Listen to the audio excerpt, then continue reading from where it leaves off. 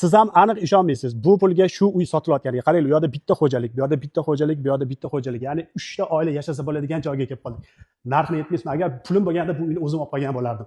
Hozir bitta sizlarga tushuntiraman. Yashnobod tumani Tuzyel elita mahallalardan biriga kelganmiz. Chiqqanimizda uyning orqasida mana shunaqangi o'zini yashil zonalar bor. Bu ko'chani o'zini kengligini ko'rayotgan bo'lsangiz, bu ko'chada quruq yerni o'zida 20 ming dollardan biz obzor qiladigan bu uyimiz 17.300 dollardan tayyor podkulish. Fasadimiz 20 metr, ichkariga 60 nechidir metr, hujjatda 13 sotiq. Bundan tashqari 2 sotiq zaxvatlar bor. Shoshmasdan videoni oxirigacha kuzatsangiz, afsuslanmaysiz. Xo'p, ichkariga kirarkanmiz 2 ta 3 ta mashinaga shunaqangi navesi bor. Hovlimiz juda fayzli bo'lgan xonadon ekan. To'g'risi, menga yoqdi. Shunaqa uyda yashash niyat qilganlar bitta like bosib qo'yasiz. Endi bir chekkadan obzorni boshlaymiz. Kirganimizda chapdagi uyimizda 4 ta xonasi bor ekan. Qani bismillah. Kirganimizda bitta xona ko'rayotgan bo'lsanglar, bu yerda ikkinchi xonamiz. Bu mehmonxona desa ham bo'ladi. Bu yerda bolalar yotoqxonasi, bu yerda esa kattalar yotoqxonasi. Uyimiz juda katta-da, sal tezlashmasak videomiz cho'zilib ketadi. Bu yerda mana navesi ko'rayotgan bo'lsanglar, tapchan, stol-stullar, bu yerda mana basseynlar qilib qo'yibdi. Endi tashqaridan kirganimizda o'ng tarafdagi xonaga kiradigan bo'lsak, bu ham xuddi shunaqa. Bu yerda bitta xona, bu yerda osh, mehmonxona, chiroqxatda. Bu yerda esa yana bitta yotoqxona, orqa tarafda yana ikkita xona. Xonalarni to'g'risi o'zim ham adashib ketaman. Bu yerda oshxona, yonida hammom ham bor ekan o'zini.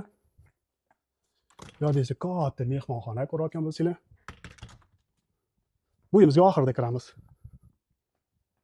Bu yerda esa ikkinchi mehmonxona va o'zini alohida sanuzeli bor ekan. Bunisi esa yozgi oshxonasi. Oshxonaning orqa tarafida tashqariga sanuzel. Bu yoq esa zaxvatiga molxona qilib qo'yibdi.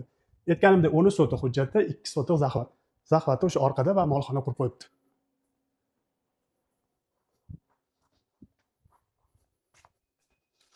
Juda fayzli bo'lgan xonadon. Niyat qilgan hammaga nasib qilsa, bitta xonani tagiga podval. Xo'p, bu uyimiz korobka holatda, fasadi ham, ichkari ham suvoqdan chiqqan. Kirganimizda katta holni mehmonxona qilib foydalansa bo'lardi. Bu yerda bitta yotoqxona, ikkinchi yotoqxonamiz. Bu yerda esa uchinchi yotoqxona va o'zini sanuzelga ham xonalari bor alohida. Yana bitta yotoqxona.